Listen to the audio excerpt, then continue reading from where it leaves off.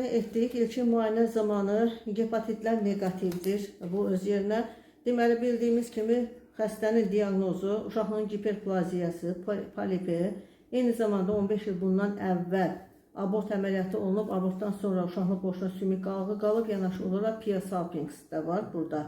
Və eyni zamanda böyrəklərdə irinləmə var, mən baxdım. Həm də orada qırmızı qan hüceyrələri də var.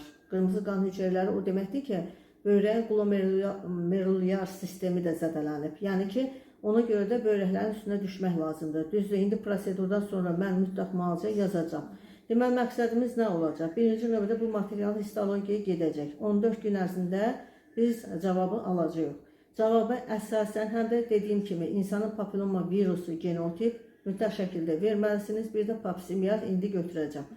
Deməli, artıq genotipi də verdiniz. Verdiniz mi? Aha, lap yaxşı. Lap yaxşı. Genotiplə papsimial cavabı 10 günə çıxacaq. Genotiplərin cavabı 3-4 günə çıxacaq. Amma histologiya 14 günə çıxacaq. 14 günlük cavabdan sonra biz əməliyyat qərarı verəcəyik. Əgər Allah irazın burada qorxulu bir şey olsa, uşağın total pankreatitektomiyası və bir də yanaşı olaraq orada qasıq yırtığı var. O bərpa olunacaq. Və əgər ki, görsək ki, yox, burada qorxulu bir şey yoxdur, Allah qoysa olmaz da, çünki çıxan hər bir material histologiyaya getməlidir. Əgər burada qorxulu bir şey olmasa, biz Pia Salpings-la bağlı boru götürüləcək, laparoskopik yolla.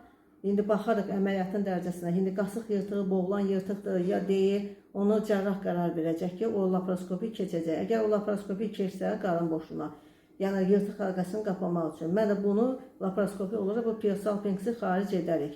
Amma bu biraz təhlükəlidir, nə mənada? Çünki Pia Salpings əgər zədələnsə ehtiyatlı götürmək lazımdır. Bu qarın boşluğuna irin dağıla bilər, peritonit verə bilər, yəni bu ciddi əməliyyatdır. Yəni bu Pia Salpings-lə də mən bura Mirena spiral yerləşdirə bilmərəm. Yəni çünki bu həkim səhvi olur, ciddi həkim səhvi ola bilər. Pia Salpings də götürüləcək və histologiyanın cavabı bizi qane etsə, biz uşaqlıq boşluğuna Mirena spiral yerləşdirəcəyik ki, sonradan polipin əmələ gəlməsi, yanaşı olaraq bu hiperplaziya bərpa olunmasın. Yanaşı olaraq uşaqlıq boyundakı narkotik kislalar götürüləcək, koagulyasiya olunacaq, diatermokoagulyasiya deyilə olunacaq, amma kolposkopiyyadan sonra, kolposkopiyada niyə görə aparmaq var?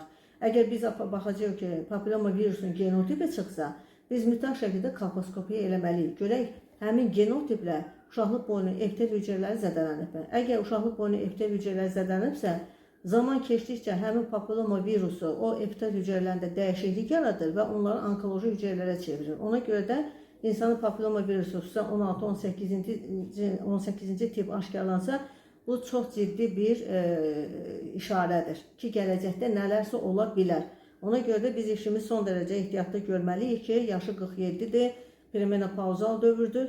Yəni biz işimizi elə ehtiyatlı görməliyik ki, bu dövr daha riskli dövrdür, gələcəkdə ciddi bir problemlər yaradır.